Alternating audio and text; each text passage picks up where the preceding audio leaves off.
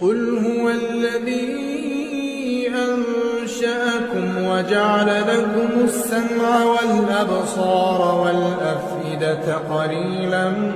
مَا تَشْكُرُونَ قُلْ هُوَ الَّذِي ذَرَأَكُمْ فِي الْأَرْضِ وَإِلَيْهِ تُحْشَرُونَ وَيَقُولُونَ مَتَىٰ هَٰذَا الْوَعْدُ إِن كُنتُمْ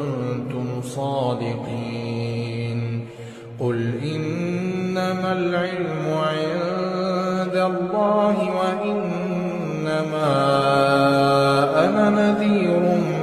مُّبِينٌ فَلَمَّا رَأَوْهُ زُلْفَةً سِيئَتْ وُجُوهُ الَّذِينَ كَفَرُوا وَقِيلَ هَٰذَا الَّذِي كُنتُم